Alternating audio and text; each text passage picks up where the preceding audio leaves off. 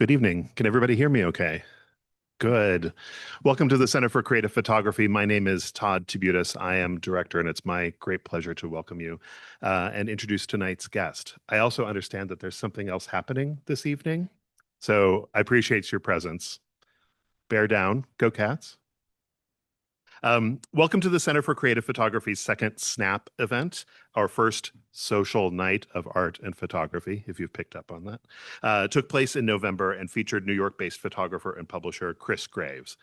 And we are currently planning another SNAP event for this coming fall. Look for details later this summer in our email newsletters and on Instagram and Facebook. Before taking your seats this evening, I hope everyone is able to enjoy a tasty snack from Roma Imports, maybe tried your hand at art making in the lobby, and also spent time in our current exhibition, Making a Life in Photography, Rolly McKenna. If not, you have until May 16 to bring your friends and family to explore the galleries together. We just won't always have snacks for you. We at the CCP are delighted to be hosting this retrospective exhibition developed by the Francis Lehman Loeb Art Center at Vassar College that is bringing greater awareness of a new scholarship about Rolly McKenna's unconventional prolific career as a self-taught photographer. It is in that spirit that we have invited Tucson-based Alanna Airtam to make a presentation about her work this evening. Like McKenna, Airtam is also a self-taught photographer, one for whom portraiture is also central to her practice. Another similarity is one of exclusion and visibility. For Rolly McKenna, her images took on a life of their own, hardly traceable back to her name as the maker, which is why this exhibition and its companion catalog are so important. And living a quietly queer life of privilege, McKenna was able to forge a successful creative path at a time when it was hardly a given that such a career would be possible for a woman. Today, by comparison, Airtam is using portraiture, as she states, as a tool of reclamation and resistance. Through it, she writes, I seek to counter the historical absence of Black bodies in the Western art canon and reframe the stereotypes. Photography becomes both a document and a construction, a medium capable of revealing systems of control while asserting our right to be seen fully and on our own terms. Why have me quote her further when she's here to share more in a presentation titled Who Gets Remembered? Photography and the Politics of Memory. Airtam's work is held in the public collections of the Nelson Atkins Museum of Art in Kansas City, the New Orleans Museum of Art, the Virginia Museum of Fine Arts in Richmond, and here in Arizona at the Phoenix Art Museum, the Tucson Museum of Art, and at the Center for Creative Photography, where her solo exhibition, The Golden Age, was on view in 2022. More recently, hopefully you saw her series Black Diamonds exhibited at Etherton Gallery in 2024. She's also a co-founder of both the Southwest Black Artists Collective and the Projects and Experimental Art Space. So with that, please join me in welcoming to the podium Alanna Airtam.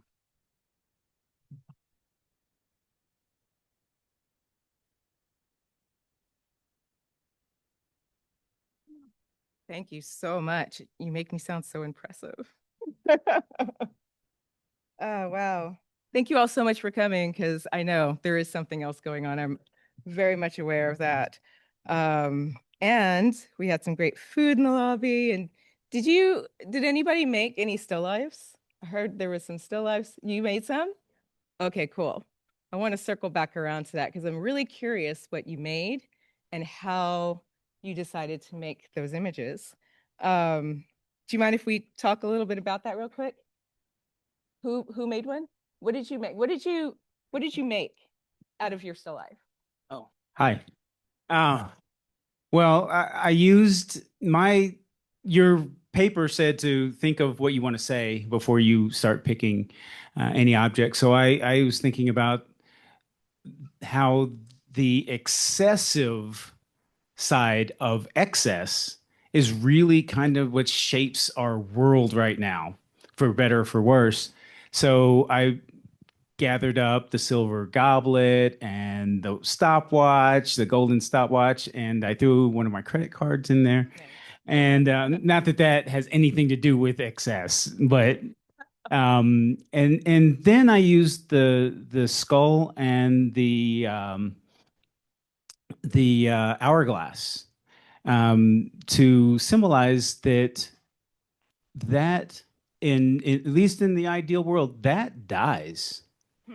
And there's what's left behind is this, at least from a being able to chart our paths and understand where we want to go as just humans. What's left behind is things that are just more base. And so I had the feathers there. I had grapes because that was the only food that was represented, but I had grapes there and some flowers and things like that. And that's what gets left behind when you strip away our dependence on, money, and with the people who have the most get the most say. That's what I did. Amazing. That was very well thought out. Does somebody else make a still life? It's hard to.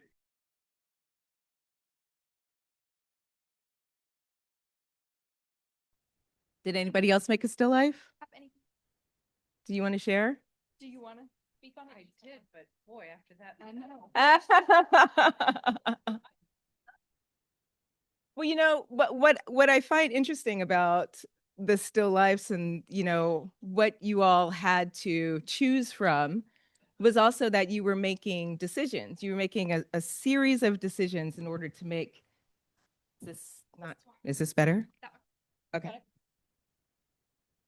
Thank you. That's all right.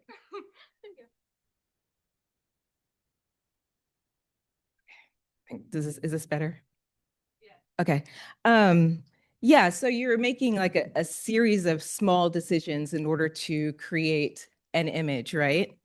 And what's fascinating about that to me is that every little decision that you make turns into a story that you're creating. And you decided to leave some of those things out of the frame, right? Like you put some things in the frame, you gave it a hierarchy, you clearly thought it out very, like what that meant to you, but you on purpose also left some things out of that frame, right? So when we're making images and we're making these sort of series of decisions to create a story, that's exactly what happens when we create history. That's how we remember history, right? So we have this sort of very narrow perspective that we focus on. And there's usually a lot of extra context around these stories, but we don't get to always know what that context is. And if we're hyper focused on a very narrow sort of story that maybe is good or maybe it's bad, maybe it's talking about a particular group of people, maybe it's talking about a place or a thing. But if we repeat that story over and over and over again, it gets solidified as something that we share, something that we archive, something that becomes history, that becomes a belief, right? So we have to be really sort of aware about not just the decisions that we're making when we tell stories, when we pass stories down generation after generation after generation, but also as makers, right? As photographers or painters or anybody that's creating a story and sharing a story. And that's inherently who we are as human beings. That's how we have always communicated, is through story. But when I think about the stories that we have told throughout the ages and the stories that we're telling now, it's interesting to think that when we look at a photograph, I used to think looking at a photograph was like evidence of something true, evidence of something real and concrete, but it's not. Everything that we are looking at is just a perspective.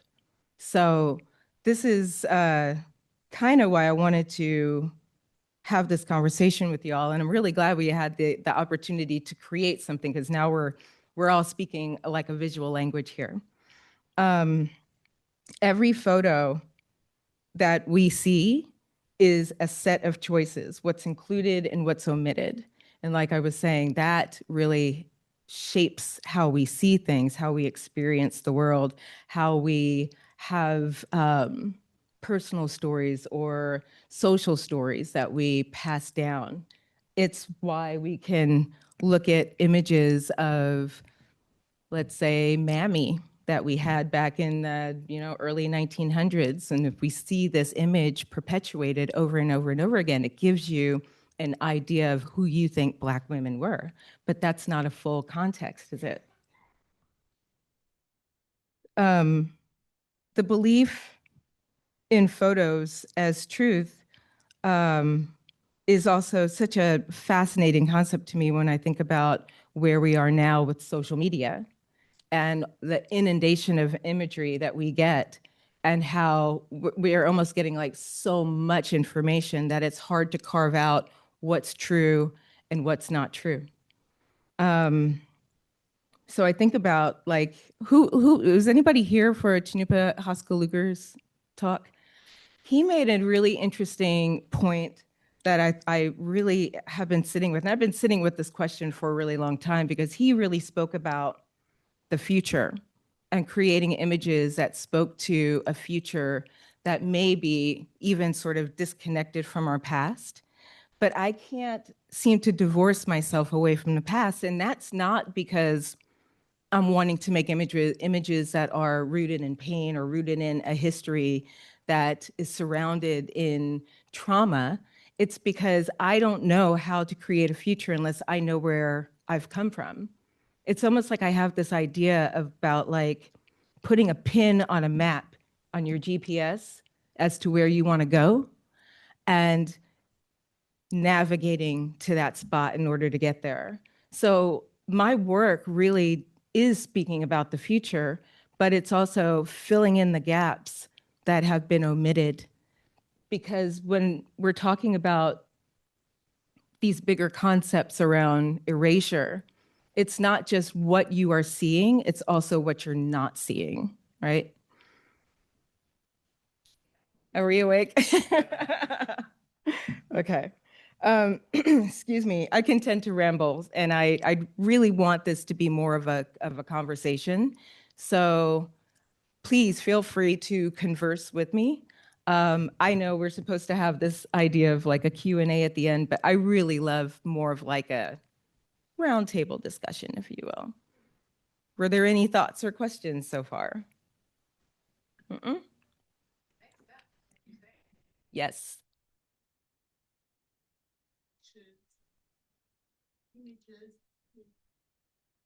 Thank you.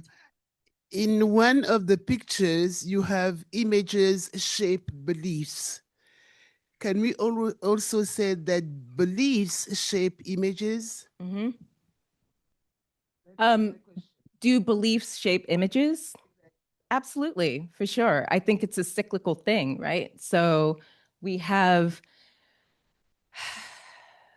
stories that are passed down to us. When you know, it's interesting because I was thinking about like where we get our information from and why we believe certain things, right?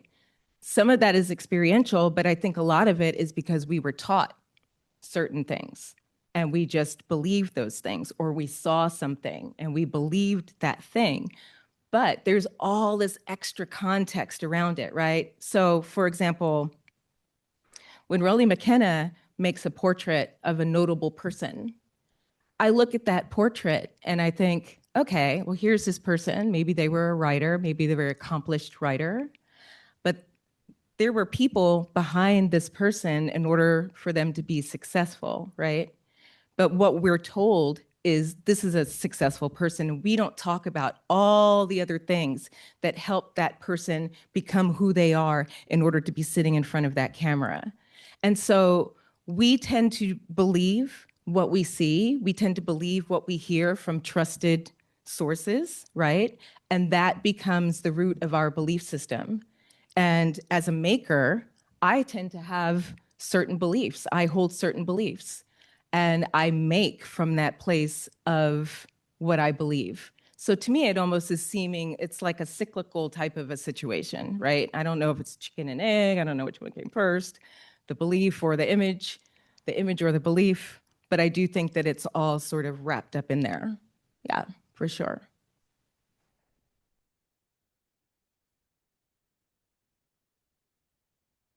Mm-hmm.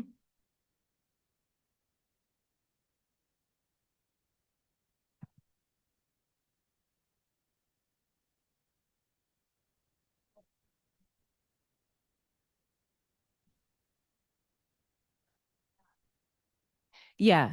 I mean, I think about like images of, I mean, when we think about stereotypes, for example, right? And like why we think certain things about certain groups of people, I think about images like the little kids eating watermelon off of the back of a cart, right? And how those types of images were perpetuated over and over again, and they became postcards and they became memorabilia and like, you know, just sort of a normalized thing. But at the same time, somebody like James Vanderzee is up in Harlem making photos of wealth and women and men standing next to their really fancy cars. And, you know, so like these two histories, these two stories exist at the same time, but only one of them gets to really be the focus. That's called propaganda,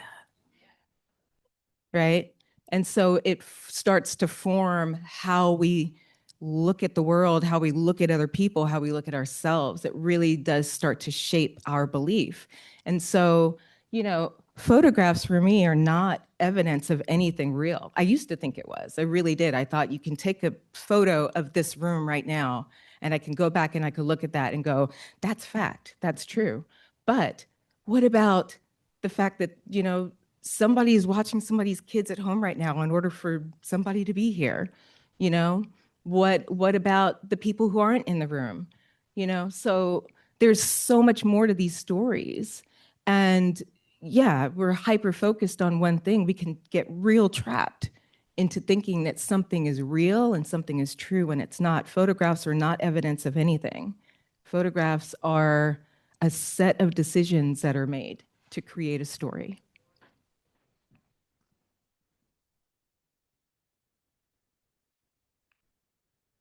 Even when it's documentary. Even when it's documentary. Think about Tank Man. You know the image of the Tank Man from Tiananmen Square? The guy that was standing in front of the tanks? That's usually a cropped photo. It's usually cropped in pretty tight. And you can see this man standing in front of a line of tanks, but the actual image is this really sort of wider perspective of all this stuff happening.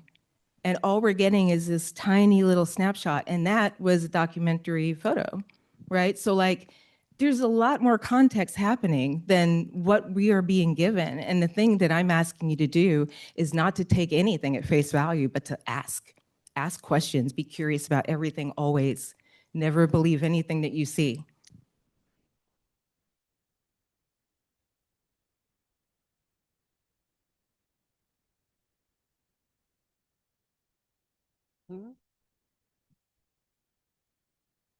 I didn't say it wasn't real. I just said it's not the full story. And if we are looking at that and thinking that that's truth and it's not the full story, you get yourself into a trap of thinking that what is put in front of your face is reality, and it's not. That's not. Because there's so much more context to all of this. It's not the full story. You know, and again, I'll come back to these images that we saw of Black people during the Jim Crow era. You know, we see those images over and over again, and we're being told that a set of people are a certain way. They are like this, and we're looking at these images when I know for a fact that there are lots of other people living vastly different lives, and we're not getting that context as well, then it becomes a very narrow perspective, and you have to wonder why that? Why that perspective? Why is that story the story that keeps rolling out over and over again? What are you supposed to learn from that? So I'm not saying it's not real, I'm just saying it's not true, and there's a difference. But your photography, your work provides us with a perspective that we otherwise would not have seen had you not. For example, the photograph, The Making of a Country, that to me is riveting because it tells me a story about the real America, how America was shaped. It's not just about Betsy Ross making that flag. It's about a collective that created this country. Right. And I really, really, that photograph is really profound. Thank And you. what was your story, the story behind that particular picture? It, Thank you you. know, it was, it's funny because I was thinking about something that a friend had told me once, and they said, you know, Betsy Ross wasn't a real person. And I think about, you know, how many of our stories are folklore, you know, aren't really rooted, they're not real, they're just, you know, they're myth. It's a story. So somebody told me Betsy Ross wasn't a real person, and I was like, that's so fascinating that they would credit, huh, you know, the making of this flag to this imaginary woman when I know that that flag could not have possibly been made if somebody was not, you know, growing the hemp, you know, harvesting the hemp, processing the hemp, making a flag out of that hemp, right?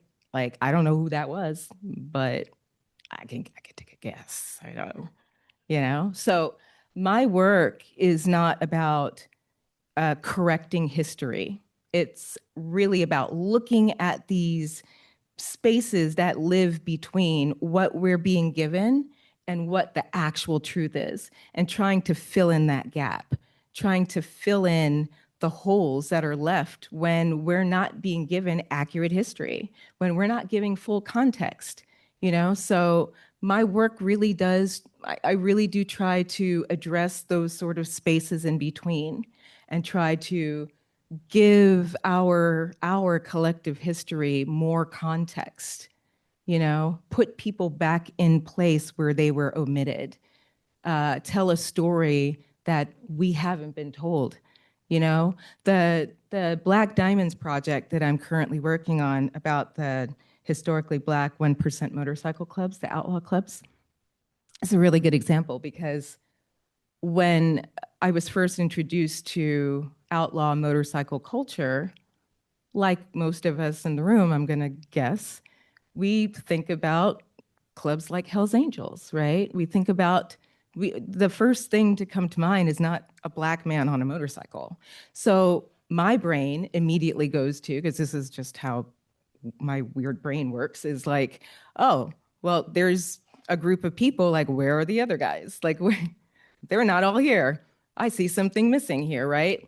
And so then I go on this sort of search to try to figure out, like, where are the missing pieces to this story? We can't talk about outlaw biker culture and outlaw biker history if we're only going to talk about a very narrow perspective of that. There's so much more context. So I went on search of the context. And what I found was a few clubs that were formed in the late 50s.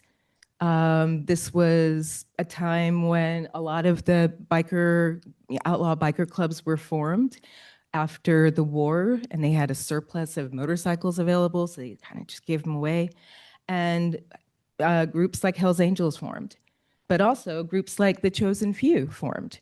And you know what was fascinating about that particular group and groups like that is that they formed because they wanted to ride across the country and have this sense of freedom, just like the guys in Hell's Angels.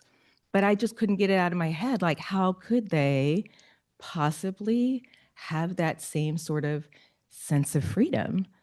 How could they possibly ride across the country and feel the wind in their hair or their afros, whatever, and like sleep on the side of the road and, you know, have this really like biker experience when they had to go through sundown towns, when they had to use Green Book to get around, right? When there was a lot of just violence and harassment on their heels. And so it just like sat heavy with me because I'm looking and listening to these stories, and it just, I couldn't make sense about it. So I really wanted to understand more about these clubs, why they formed. You know, these men really wanted to ride their motorcycles. They have a love of bikes and making their choppers. So they had to form their own spaces because they couldn't just go down to the local garage to fix their bikes. So they had to make their own space. They had to build their own table. They had to build their own communities so they could have that safety and have that brotherhood, so they could have that same experience that some dude in the Hells Angels has, right? So that's context.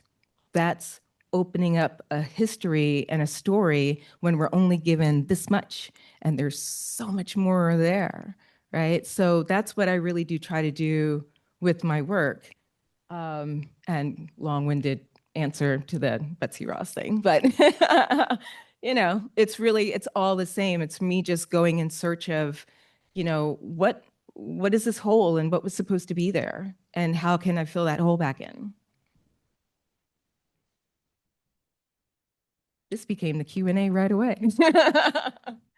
Hi, I was wondering if you would talk about each photograph, if you've gone to some of them. For me personally, when I look at your art, what I see is that you've captured the essence of each person. And I feel like I'm looking at their higher self Mm. and it elevates me by doing that. So that's really you. beautiful. Thank you. you. That's lovely. Thank you. And I also see truth as a kaleidoscope. And I think that's what you're talking about. Yes, right. And whatever is in front of us can be a temporary sort of truth, right? Until we You spin just- that wheel You just and we get a little bit more. Yeah. different colors, Right, different right, designs, Right. same truth, different Right. perspective. Yes, exactly. So thank you for showing their essence to us. Well, thank you for saying that's really sweet. I really appreciate that. That means a lot because I have a lot of respect for the people that I get to work with, and it really means a lot to me. And I don't take that lightly. If somebody agrees to sit with me, it's I feel a sense of responsibility to them and to their story moving forward because now it's like it's archived, like so I always want to make sure that I'm showing whoever I'm photographing in the, not the best light, but like in their light, Thank you.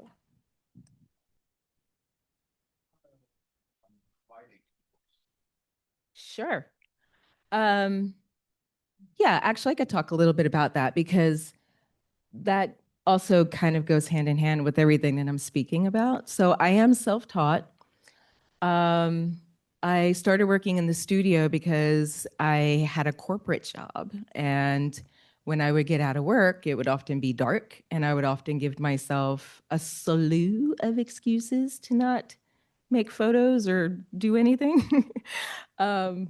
And so I often find that with myself, I have to sort of like trick myself into doing things when I know me, I know how I am. So like, I knew I would get out of work and I'd be like, oh, it's dark. You know what? I'm just not going to pick up the camera. And that could go on for months.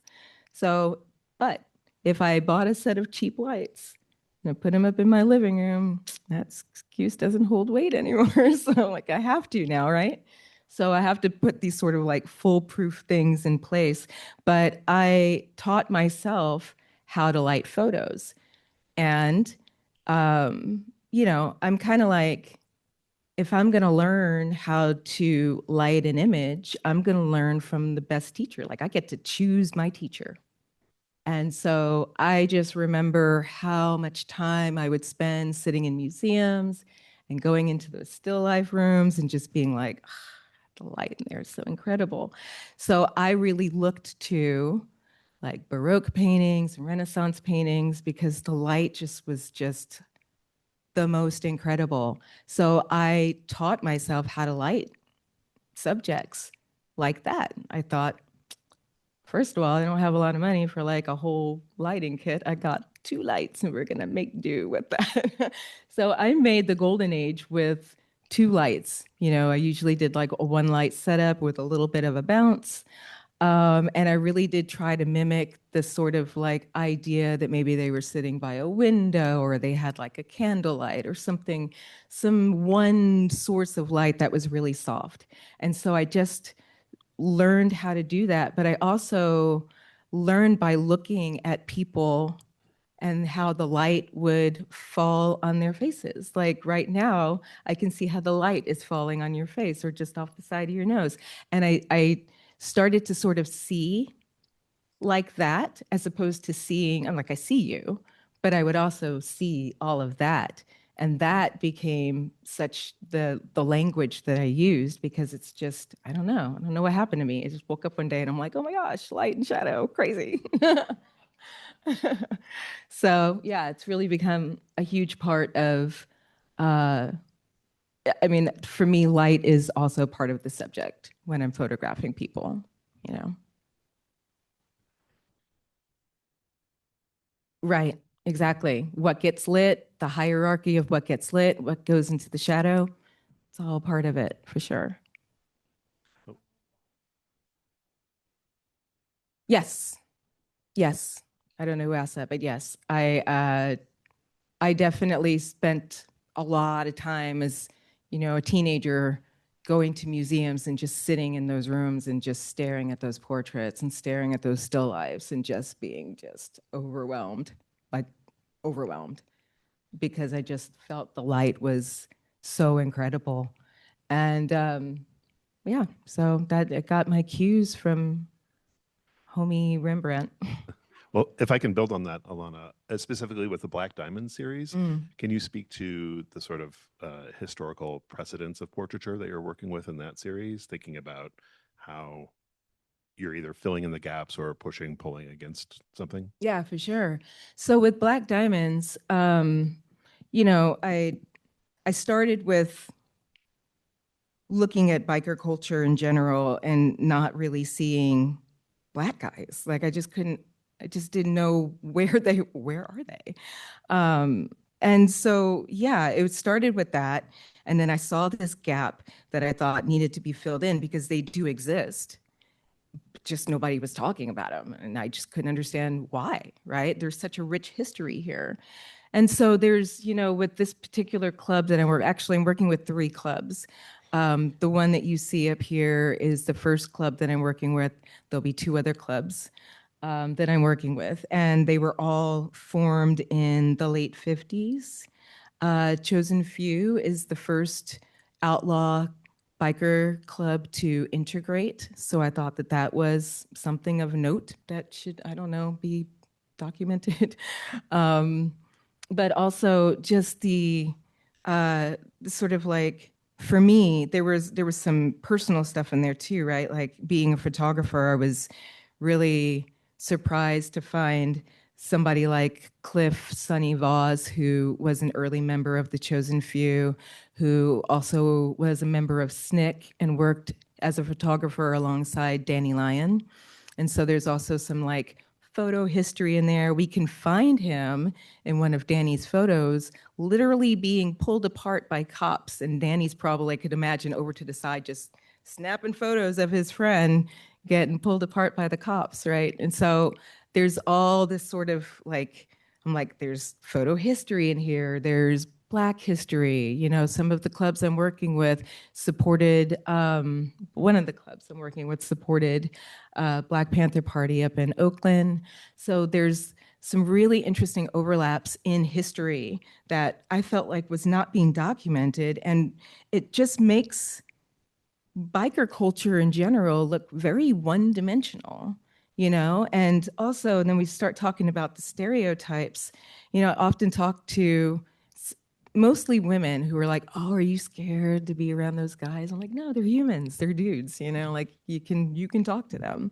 But because we've been given this sort of idea about who these bikers are, we tend to form an opinion and then act out on that opinion. This man must be scary, right?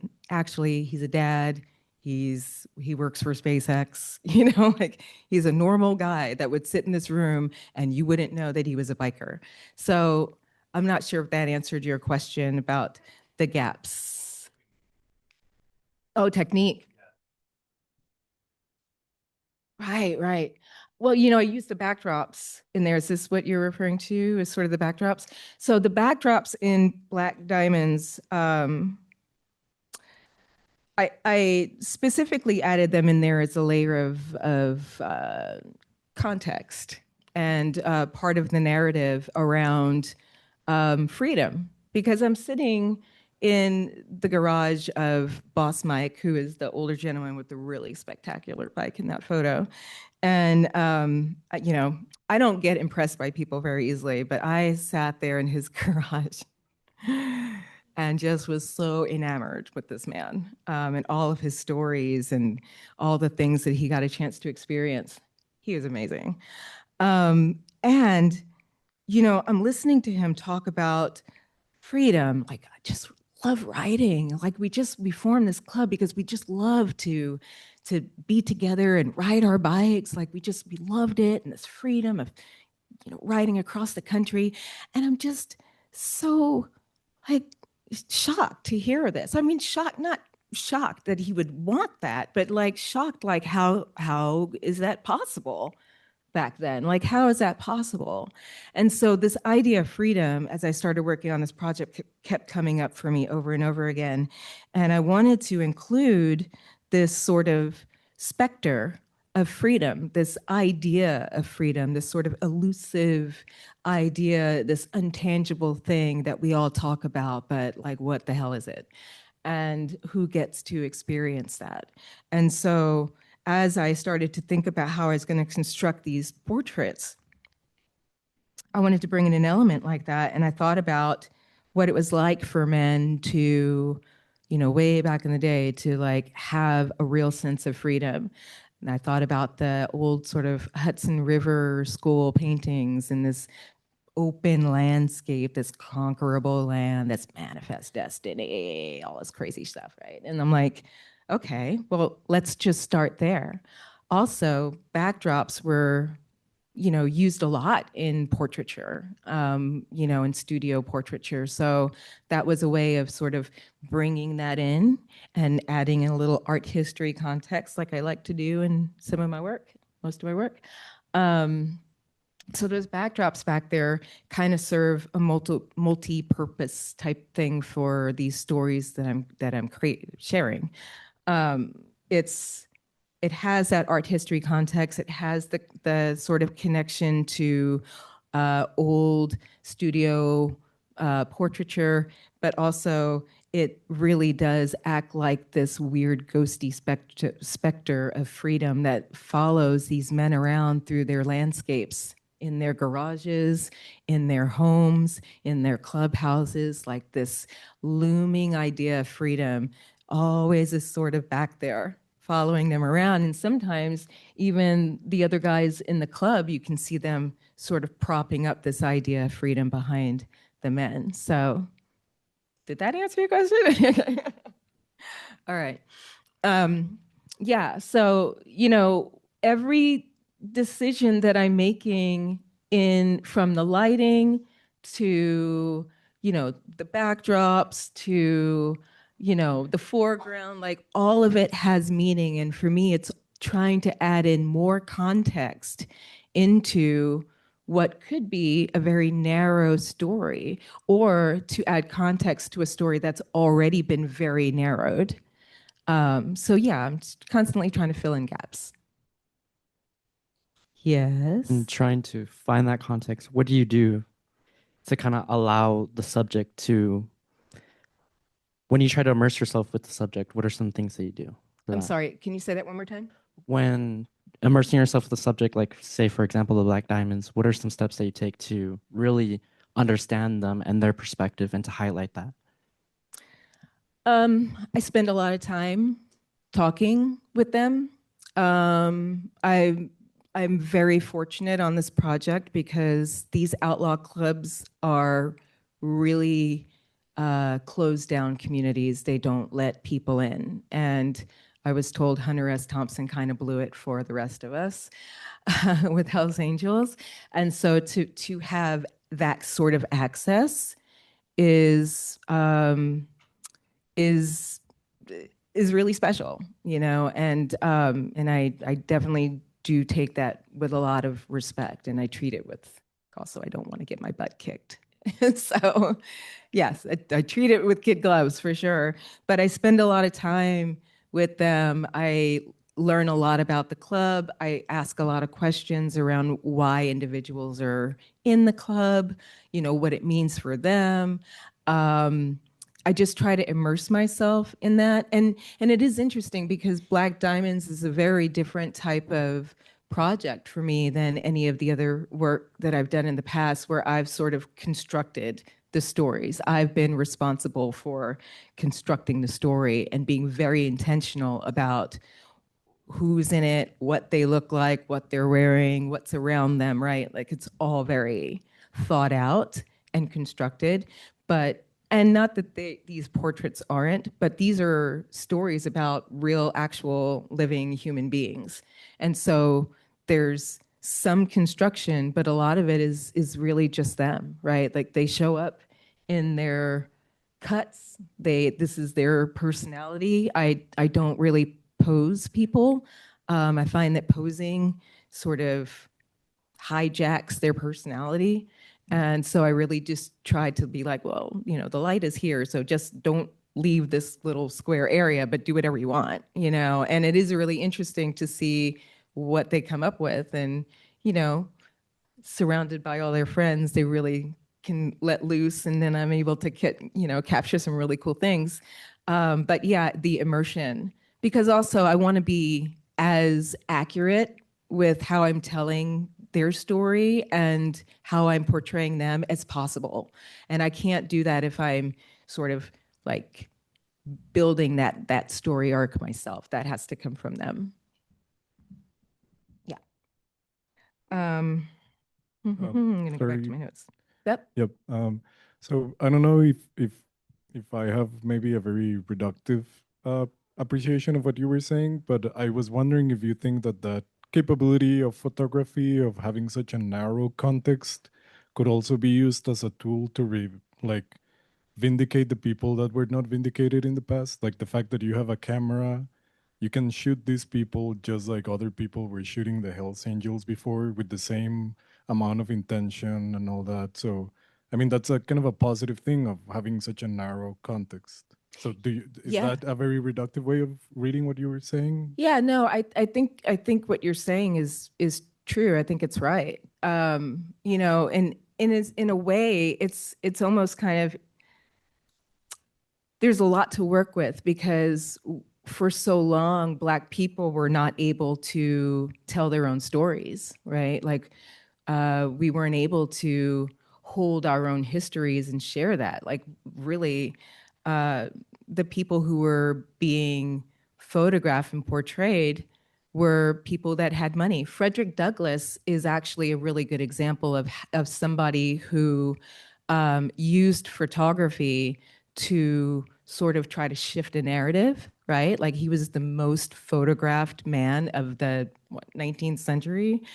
And that was on purpose. He took photo after photo after photo after photo because he wanted to show a Black person who was successful, who was the antithesis of everything that we were being told about Black people.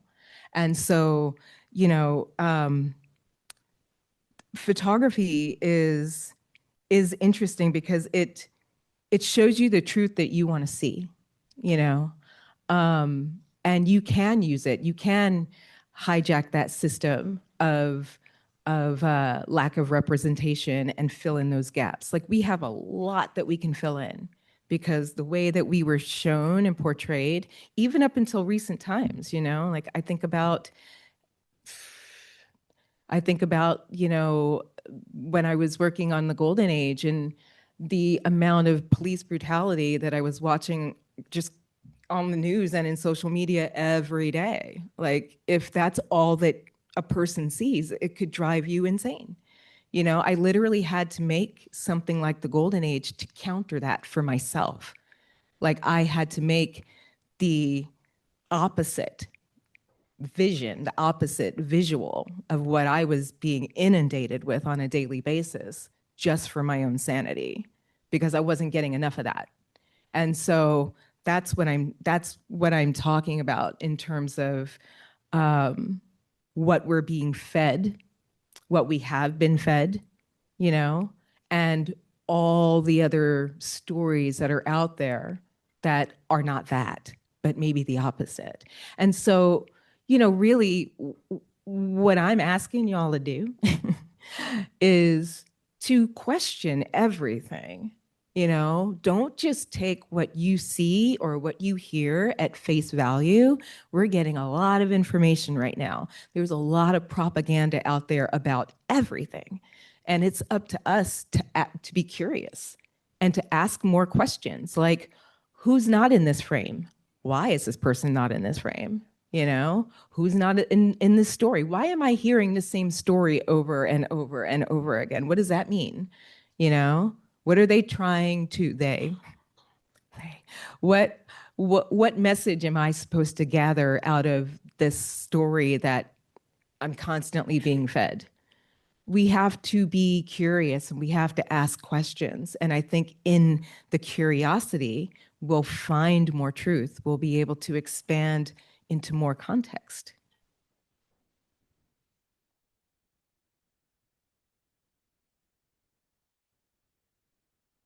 Yeah. No, I didn't. I never said that.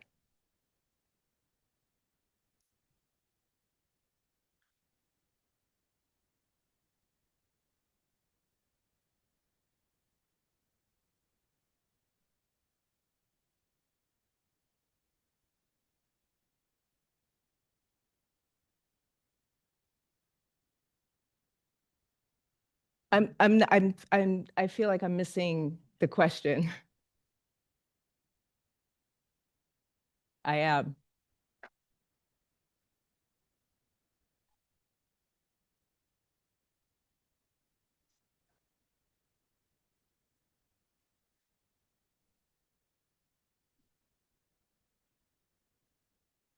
Sure. Yeah.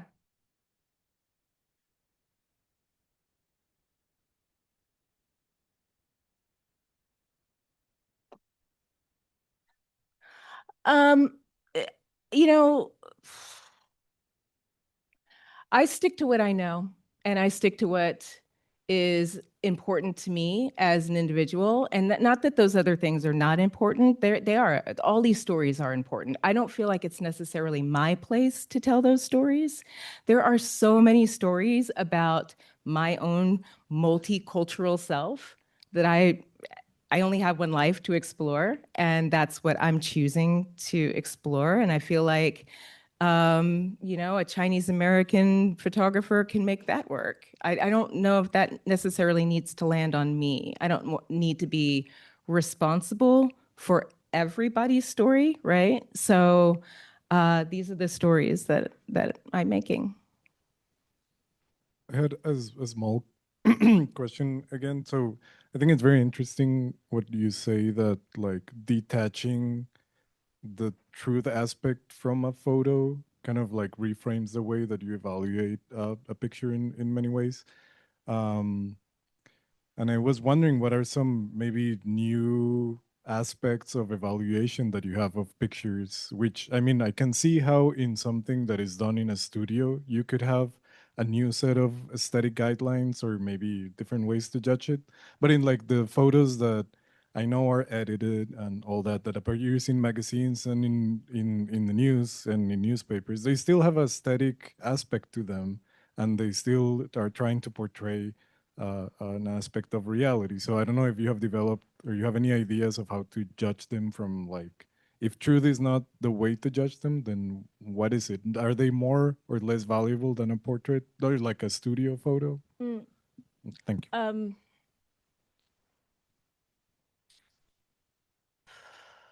So are you asking me if there's like more value in a documentary photo versus like a studio constructed photo? Well, yes, but I don't know if I mean I find it hard to say like an image is more valuable than another one, right? Because I mean, as you say, it's like a way to perpetrate a narrative, or it's like a way of narrowing onto a subject or something. So value, I wanted to avoid that word, but if you want to use it, then you can use it. I was just wondering. No. And then the other thing is like that aspect of like judging this like documentary or like street photography and things that access the real world. If we're not gonna judge them by their truth, then how could you judge them? So those are my two questions. Yeah, you know, I mean, that's a really good question, right? Like, how do we judge photos if we're not judging them on the fact that what we're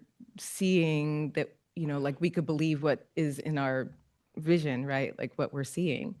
Yeah, it's a funny thing, right? Like, I don't think that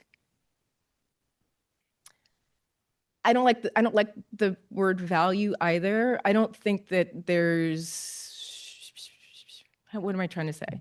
I think that what I'm trying to get at with all of this is that we tend to take what we are given, whether it's a story that's passed down to us from our parents, from our grandparents, from our grandparents' grandparents, right? Like, we can have those stories passed down to us, and we can hear those stories. And because it's coming from like a trusted source, and it's a trusted source from something that goes way back, we accept that to be truth. And we can take that into our soul and hold it as a belief. And so what I'm getting at is that that story that you hear may or may not be true, right? Like, the beliefs that we hold could be malleable, could be flexible, right? When we ask questions, when we are curious and we have a little critical thinking involved with our beliefs, we tend to like believe something and we hold on to it very fiercely, like this is never going to change. But beliefs, I believe, can be malleable. And so that's the same thing with a photograph. Like, when I'm looking at a photo, I see an image of a person, but there's all this other stuff that's not in the frame that gives context to what it is that I'm looking at. And so in that little truth that I'm looking at, like, I can believe that my eyes are seeing this image. That much I can believe. How much story I'm creating out of that it's all over the place, right? So it's malleable. And I know that kind of can feel a little uncomfortable, right? Because we want to be able to believe in something, and we want to be able to trust something. We want to be able to believe that the photo that we're looking at, that we were told is evidential proof of something, is not real. It's not the full truth anyway, right? Not always, maybe sometimes, but I don't think always. I don't think even most of the time it is. So, just the idea that context means a lot. And when I think about how it's been used, how it is currently being used to brainwash people, to create a narrative that isn't always right or real or true, it's good for us to be flexible in our thinking and our beliefs and ask questions. Just have some critical thinking, and just ask why. Like, I was always that annoying kid. That'd be like, why? Because I said so. Well, that's not an answer. Like, why? I just want to know why. Like, I've always been super, super curious about the things that I'm seeing, the things that I'm hearing, the things that people are telling me. Like, that's why I was never really great in church. Like, I was never a good Catholic girl because I was the one in class going, but I got questions. I got questions. Awesome. Thank you so much. Oh, And I think we have one more question. Okay, And okay. then we'll have any last thoughts from you. Okay. Alanna, this is Antui. This is my questions, but actually an extension from some other colleague that asked me to ask you, and then I add my part in. So your work, you create art object, you create photograph, and you're really mindfully thinking of like how you're framing your piece very uniquely and it's somehow reminiscent of the painting. And I know that you have shared the fact that you influence a lot by like the masterpieces and the lighting, which kind of teach you to do what you do. But can you talk a little bit about the relationship between painting and also photography, but not touch base on the inspiration of the medium in order for you to make the work? But is there anything within the medium that you're trying to like play in matching or like bouncing them together for the viewer to know a little bit about your practice and the decision? I think, you know, I grew up with a father who always was painting and drawing. So I always thought about art as being paintings. Like it just funny. Photography came sort of later in my life, even though I grew up with a mother who worked for Time Magazine in the photo department. She worked with Gordon Parks and Margaret Burke White and all these really cool people. And so it was always sort of there on the side, but what was in front of me constantly was painting and drawing and, you know, paper stuff. And so I always thought that that's what I would do. And I was incredibly frustrated because I'm a garbage painter, like the worst. So in a sense, I think as I was teaching myself how to make a photo and how to see and how to wrap light around somebody's body, I think I was trying to paint. You know, I think I was trying to see if I could get away with making a painting with a camera because number one, I'm lazy and there's no way that I'm gonna sit and paint a painting for how long does it take to make a painting? Too long. I can make a photo way shorter time. So I was wondering if I could get away with that, you know? So I really think there was a part of me that really wanted to try to paint with light.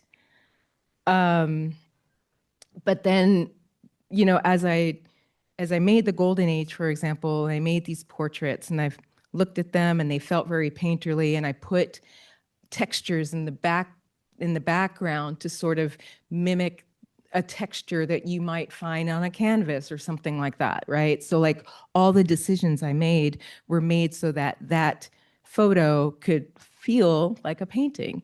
And then I printed it out and I put it in a frame and I put some plexi on top of it and just was like, ugh, this feels so disconnected from what I really wanted to do. Pulled the frames apart, took the plexi out, varnished the prints. And that really started to really make it feel more alive and more like a painting. And it really brought the colors to life, like it did something magical. And so I tend to varnish my prints now because I like the way that they look, but also there's always a part of my work, it seems, and like anything that I do, that like points back to art history somehow, some way. There's always a little bit. That varnishing is just almost like paying homage to that, you know, this thing that has really been such an incredible part of my life.